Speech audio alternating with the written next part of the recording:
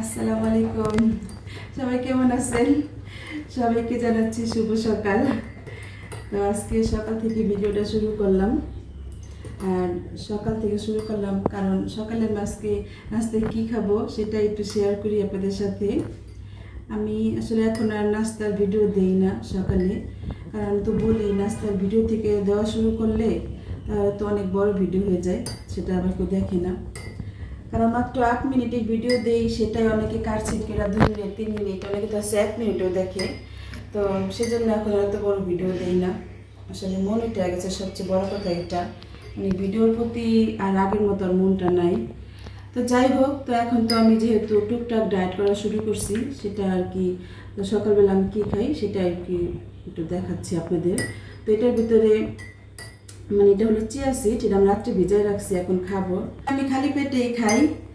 আর এটাতে অনেকে আছে আপনার ওই যে কি বলে মানে লেবু দেয়, কেউ আছে মধু দিয়া খায়, তো আমি এমনি শুধাই খাবো। তো এটা খাওয়া শেষ করে নাস্তা, মানে এখনও তো নাস্তা বানাই নেই, শুধু মাহির যে একটা পরোটা ভেজা দিছি, মানে বানাই হয়েছে আর কি, চা আর একটা পরোটা ওরে ভেজা দিছি। তারপর আমি রুটি খাবো, সাইড আছে, সাইডও আর কি দেখিও কি খাবে, পরোটা না রুটি। এটা খাওয়া শেষ করি আগে। আর এটা কিন্তু চিয়া সিড, আমি বলছি মনে একবার, এই দেখেন, এটা আসলে আমার কাছে খাইতে ভালোই লাগে। কিছুটা ওই যে ইসাবগুলের ভুসি আছে না, ওটা ভিজায় রাখলে যেমন লাগে, একটা লোদ লোদ ওমন লাগে। তো চলেন এখন রান্নাঘরে যাই। আসলাম এখন আবার রান্নাঘরে। তো আমি যে বললাম না যে মাহিরটা আমি দিছি একটা পরোটা ভাইজা, তখন এই ময়দা একদম কাই করা ছিল। তো আইসা আমি এই যে আমার জন্য রুটি বানাচ্ছি, আর সাইড বলে পরোটা খাইব, তো ওর জন্য একটা পরোটা ভেজে দিব। আর এই দেখেন ওদের জন্য এই যে এটা হলো দুধ চা। তো আমি তো এখন মানে রেখে এলাম, আমি দুধ চাতে চিনিটা আর কি দিই নেই, পরে আর কি মিক্সচার করে দিই।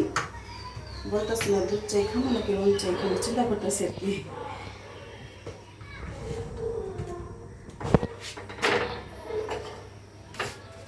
গরম গরম রুটি আর হলো গরম গরম চা। গরম তো দুধ চাই খেলাম গরমে, কারণ এটাতে চিনি নাই গা। এখন আবার আলগা আমার জন্য আসলে রেজাল্টটা হয় কি, ওদের তো 2 ভাই তো ওরা খাইব দুধ চা, এখন আবার আলগা আমার জন্য রং চা পাকাতে মন চায় না আসলে, তাই এটাই খাই। মানে রং চা শুধু সন্ধ্যাবেলা খাওয়া হইতেছে, একদিন খেয়েছিলাম, তাও ওই রং চাটা আসলে খাইতেই পারি না। ঠিক আছে, নাস্তা খাওয়া শেষ করি, তারপরে আবার কি রান্না বান্না করবো সেগুলো সব জোগাড় মতো করতে হবে, তারপরে সে রান্না বান্না শুরু করব। আমি তো তখন একদম সব রান্নাঘর গুছিয়ে নিলাম, কারণ নাস্তা খাওয়ার পরে কিন্তু অনেক মাঝাগুছি বের হয়েছে, ওইগুলা ধুইয়া সব গুছিয়ে রাখলাম। তারপরে কি রান্না করব সেগুলো বের করলাম, এখন কাটাকাটি শুরু করছি। তো আজকে এই যে এখানে আমি কাঁকরোল, এটা কাঁকরোল কেটে নিচ্ছি, এই যে এভাবে করে কাটতেছি, কারণ আজকে কাঁকরোল রান্না করব। সাথে একটু আলু দিব, মানে আলু তো দিব ছেলেদের জন্য, ওরা তো কাঁকরোলটা খাইব না, আলুটাই খাইব। মাছ দিয়ে রান্না করব, ইলিশ মাছ। এই যে আমি এখানে ইলিশ মাছটা ভিজাইছি।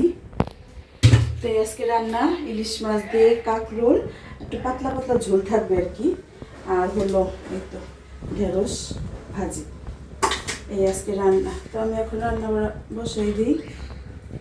চাল ভিজাইছি, ডাল রান্না করতে হবে না আজকে, ডাল না থাক আর কি, থাইকা যায়। তো আমি তো জানি না এভাবে করে কাঁকরোলের বিচি ফেলে দিই, সেটা ভাজি করি আর এভাবে রান্না করি। আমি ভাজলেও কাঁকরোল ভাজা করলে আমি বিচি ফেলাই দিই, কারণ বিচিটা মুখে পড়লে অনেকের হয় বলে ভাল লাগে, আমার কাছে ভাল লাগে না খেতে, আমি ফালাই ফেলাই তারপর কাটতেছি।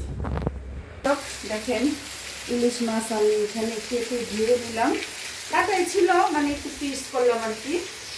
বাইরে প্রচুর বৃষ্টি হইতেছে, আমার কথার সাউন্ড ওটা এত ভালো বোঝা যাইব না, এখন আমি কথা বলবো না।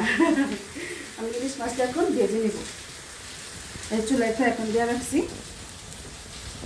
ইলিশ মাছ ভাজা হয়ে গেল, আর আমি এখানে মশলাটা কষিয়ে নিচ্ছি। এই যে কাঁকরোল আর হলো আলু দিয়ে ইলিশ মাছ রান্না করব, যে এটার জন্য কষানো হয়ে গেলে আমি আবার কাঁকরোল আর আলু দিয়ে কষিয়ে নিব। তারপরে হলো ঝোলের জন্য পানি দিয়ে মাছ দিয়ে দিব।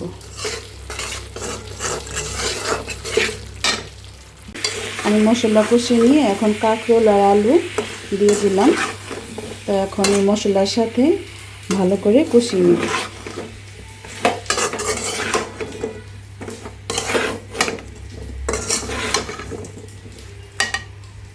রান্না তো শেষ হয়ে গেল।